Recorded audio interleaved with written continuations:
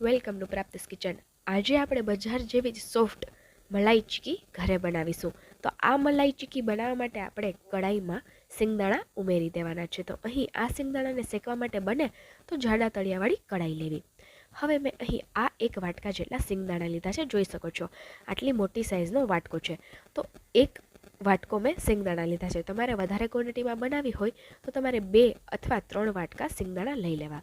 હવે આપણે આ સિંગદાણાને ગેસની મીડિયમ ફ્લેમ પર કન્ટિન્યુ હલાવી અને થોડો લાઇટ બ્રાઉન એટલે કે થોડો કલર ચેન્જ થાય ત્યાં સુધી જ શેકવાના છે. વધારે પડતા શેકવાના નથી. અને શું કરવા શેકવાના છે એ પણ હું તમને આગળ જણાવીશ. તો અહીં જો વધારે પડતી કડાઈ ગરમ થઈ જાય તો ગેસની ફ્લેમને લો કરી અને 2 થી 3 મિનિટ જેવું શેકી લેવું. આ જ રીતે મેં લાસ્ટ યર માવા ચીકી જે બજારમાં તમને ઇઝીલી મળી જાય છે એની રેસિપી પણ મેં ડિટેલમાં મારી ચેનલ પર પોસ્ટ કરી છે. અને સાથે સાથે શિયાળાના ઘણા બધા અલગ અલગ વસાણા અને ઘણા બધા લીલોતરીના અનોખા અને હેલ્ધી શાકની રેસિપીઓ પણ મેં મારી ચેનલ પર પોસ્ટ કરી છે. તો આજે જ પ્રાપ્તિસ કિચનને વિઝિટ કરો. તો અહીં 3 મિનિટ જેવો સમય થયો છે. જોઈ શકો છો આ રીતનો કલર આવી ગયો છે. હવે આપણે ગેસની ફ્લેમ ઓફ કરી સિંગદાણાને ઠંડા કરી અને તેની સ્કિનનો ભાગ છે તેને અલગ કરી લેવાનો છે. તો અહીં સ્કિનનો ભાગ છે તેને આપણે અલગ કરી લીધો છે. હવે આપણે આ સિંગદાણાને ના તો સમારવાનો છે કે ના તો 2 પાર્ટમાં ડિવાઈડ કરવાનો છે, પણ તેને મિક્સર જારમાં ભૂક્કો કરવાનો છે. જનરલી લોકોની ફરિયાદ હોય છે કે સિંગદાણાનો જ્યારે આપણે ભૂક્કો કરીએ તો તેમાંથી ઘણી માત્રામાં તેલ રિલીઝ થાય છે. તો તેલ રિલીઝ ના થાય એટલા માટે આપણે તેને શેક્યા હતા અને સાથે સાથે મોઇશ્ચર હોય તો એ પણ દૂર થઈ જાય એટલા માટે શેક્યા હતા. તો જોઈ શકો છો એકદમ ડ્રાય એવો ભૂક્કો રેડી થઈ ગયો છે. મિક્સર જારને કઈ રીતે ચલાવવું તે પણ હું તમને બતાવી દઉં. તો જ્યારે તમે સિંગદાણાને મિક્સર જારમાં એડ કરો ત્યારબાદ મિક્સરને આપણે 1 કે 2ની સ્પીડમાં આપણે ફેરવી અને ભૂક્કો રેડી કર્યા છે. પણ નહીં, એ રીતે મિક્સરને નથી ચલાવવાનું, પણ રિવર્સમાં ચલાવી ફક્ત 2 વાર રિવર્સમાં ચલાવી અને આ રીતનો તેનો કોરો એવો ભૂક્કો રેડી કરી લેવાનો છે. આ રીતે તમે સિંગદાણાનો ભૂક્કો કરશો તો ક્યારેય પણ સિંગદાણામાંથી તેલ રિલીઝ નહીં થાય. હવે હું તમને અહીં ગોળની પણ થોડી માહિતી આપી દઉં. ચીક્કી બનાવવા ટાઈમે તમે જે ગોળને યુઝ કરો છો તે પરફેક્ટ હોવો જોઈએ તો તમારી ચીક્કી છે તે પરફેક્ટ બને છે. તો અહીં મેં ચીક્કી માટેનો સ્પેશિયલ ગોળ લીધો છે. તો આ વ્હાઈટ ગોળ છે જેને આપણે જનરલી કોલ્હાપુરી ગોળ કહીએ છીએ. તો આ ગોળ 2 ટાઈપના આવે છે, એક સોફ્ટ અને એક હાર્ડ. અને હા, દેશી ગોળની જેમ થોડો ડાર્ક કલર પણ આવે છે આ કોલ્હાપુરી ગોળમાં. તો જ્યારે પણ તમારે ચીક્કી બનાવવી હોય તો ચીક્કી બનાવવા માટે હાર્ડ ગોળનો ઉપયોગ કરવો. જે આ સફેદ ગોળ દેખાય છે તે હાર્ડ ગોળ આવે છે, એટલે કે જે બહુ જ વધારે પડતો કઠણ હોય છે એ કઠણ ગોળનો ઉપયોગ કરવો. અને અહીં મેં જે વાટકાના માપથી સિંગદાણા લીધા હતા એ જ વાટકાના માપથી 1 વાટકા જેટલો ગોળ લીધો છે. તમારે વધારે સ્વીટનેસ જોઈતી હોય તો તમે 1.5 વાટકો ગોળ પણ લઈ શકો છો. તો હવે આપણે જાડા તળિયાવાળી કડાઈ લઈ લઈએ અને તેમાં 1 થી 2 ચમચી જેટલું ઘી ઉમેરી દઈએ અને ઘીને આપણે ગરમ થવા દઈએ.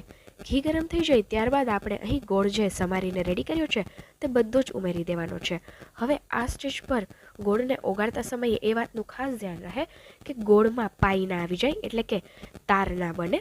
જો ગોળ વધારે પડતો ઓગળી અને સ્ટીકી થઈ જશે તો તમારી ચીક્કી છે તે સખત ટાઈટ થઈ જશે અને ખાવામાં સોફ્ટ બિલકુલ નહીં લાગે. તો ફક્ત ગોળ ઓગળે ત્યાં સુધી જ તેને ગેસની લો ફ્લેમ પર આપણે હલાવી અને મિક્સ કરી લેવાનો છે. જો તાર બનશે અથવા તો વધારે પડતો ગોળ છે તે પીગળી અને સ્ટીકી થઈ જશે તો ચીક્કી પરફેક્ટ જરા પણ નહીં બને. તો આ સ્ટેજ પર તમારે એ વાતનું ખાસ ધ્યાન રાખવાનું છે. ફક્ત ગોળને ઓગાળવાનો જ છે, બીજું વધારે પડતું તેને ગેસ ઉપર રાખવાનો નથી. તો અહીં આપણે ફટાફટ હલાવી અને ગોળને આપણે ઓગાળી લઈએ. તો તમે જ્યારે બજારમાં જાઓ અને ચીક્કી બનાવી હોય તો પ્રોવિઝન સ્ટોરમાંથી તમને ઇઝીલી અવેલેબલ થઈ જશે આ ચીક્કી માટેનો સ્પેશિયલ ગોળ જે હાર્ડ હોય છે, કઠણ હોય છે. તેનાથી ચીક્કી પરફેક્ટ બને છે.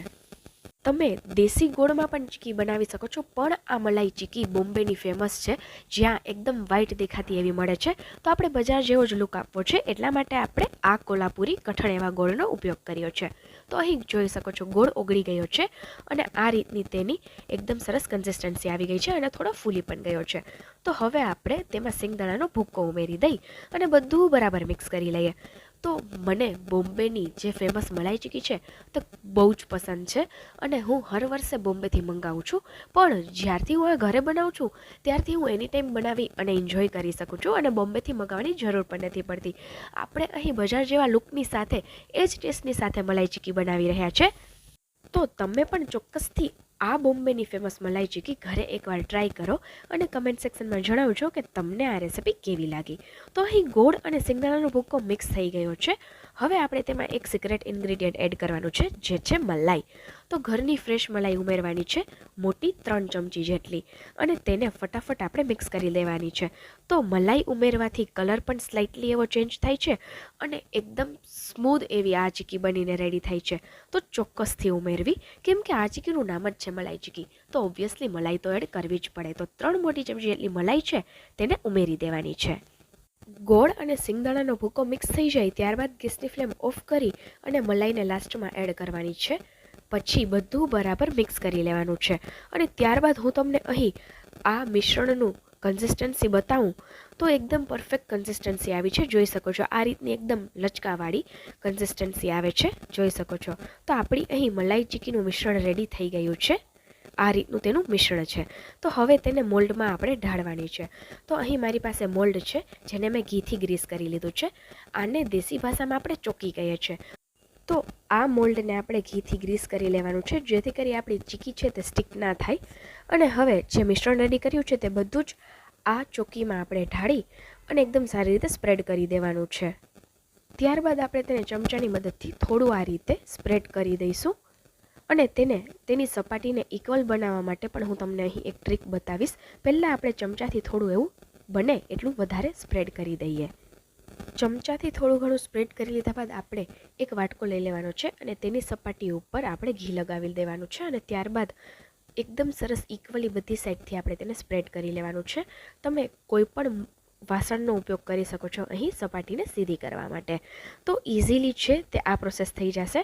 તો અહીં એકવાર સપાટીને આ રીતે એકદમ સરસ લીસી કરી દીધા બાદ આપણે તેમાં કટના નિશાન લગાવી લેવાના છે, જેથી કરી જ્યારે આ મીઠાઈ કટ લગાવવા માટે રેડી થઈ જાય ત્યારે પરફેક્ટ શેપની સાથે રેડી થાય. તો અત્યારે થોડું ગરમ છે આ મિશ્રણ, તો આ થોડા ગરમ મિશ્રણમાં જ આપણે ચાકુથી તેના કટ લગાવી લેવાના છે, કટના નિશાન લગાવી લેવાના છે. તો આ ચીકી જનરલી શેપમાં થોડી બ્રોડ એટલે કે પહોળી અને થોડા મોટા પીસવાળી હોય છે. તો હું અત્યારે એ જ શેપની સાથે રેડી કરું છું, એટલા માટે હું થોડા મોટા કટ લગાવું છું, જેથી કરી આપણે તેને ઇઝીલી બજાર જેવો લુક આપી શકીએ. તો કટ લગાવી લીધા બાદ આપણે તેને 2 થી 3 કલાક માટે એકદમ સારી રીતે ઠંડી થવા દઈશું. તો જોઈ શકો છો આપણે અહીં કટ લગાવી લીધા છે, જેથી કરી આપણે તેને શેપ આપવો અને મોલ્ડમાંથી કાઢવું એકદમ સહેલું રહેશે. તો હવે એક કટની ઉપર જ આપણે ફરી કટ લગાવી અને ઇઝીલી ચીકીને છે તે ડીમોલ્ડ કરી લઈએ. તો હવે તાવીથાની મદદથી આપણે ચીકીને કાઢી અને જોઈ લઈએ. એકદમ સરસ સેટ થઈ ગઈ હશે, કેમ કે આપણે તેને 2 થી 3 કલાક માટે નોર્મલ ટેમ્પરેચર પર તેને રાખી હતી, જેથી કરી પરફેક્ટ રીતે સેટ થઈ જાય. જો ટેમ્પરેચર હાઈ હોય એટલે કે ગરમી વધારે હોય તો તમારે તેને ફ્રીઝમાં રાખવી પડશે, જેથી કરી તે એકદમ સરસ ફ્રીઝ થઈ જાય. અત્યારે વિન્ટરની સિઝન છે તો આપણે ફ્રીઝમાં રાખવાની જરૂર નહીં પડે. જોઈ શકો છો એકદમ પરફેક્ટ રીતે ફ્રીઝ પણ થઈ ગઈ છે અને પરફેક્ટ સાઇઝ અને શેપ અને લુકની સાથે આપણી મલાઈ ચીકી સેટ થઈ ગઈ છે. આ હું તમને જે બતાવી રહ્યું છું તે હજુ વધારે પડતી થીક છે, પણ બોમ્બેમાં આનાથી પણ વધારે પડતી પતલી આવે છે અને એકદમ સરસ એવા લુકની સાથે મળે છે આ ચીકી. તો આપણે એ જ ટેસ્ટની સાથે અહીં મલાઈ ચીકી છે તે બનાવીને રેડી કરી લીધી. તો આ શિયાળાની સિઝનમાં એકવાર ચોક્કસથી મલાઈ ચીકી ટ્રાય કરજો અને કમેન્ટ સેક્શનમાં જણાવજો કે મારી મોસ્ટ ફેવરિટ વિન્ટર સ્પેશિયલ ચીકી તમને કેવી લાગી. તો આજની આપણે પ્રાપ્તિસ કિચનની વિન્ટર સ્પેશિયલ રેસિપી ઝટપટ બનાવી લીધી, ના તો કોઈ વધારે ઝંઝટની સાથે. તો તમારે આવી બીજી અનોખી અને ખાસ કરીને હેલ્ધી રેસિપીઓ જોવી હોય તો મારી ચેનલ પર આવ્યા છો તો ચેનલને વિઝિટ કરો, જેમાં તમને આવી બધી ઘણી અનોખી રેસિપીની સાથે વિન્ટર સ્પેશિયલ રેસિપીઓ પણ મળી રહેશે. તો આવા બીજા ઉપયોગી અને હેલ્ધી રેસિપીના વિડીયો સાથે આપણે પ્રાપ્તિસ કિચન પર ફરી મળીશું. બાય. Thanks for watching.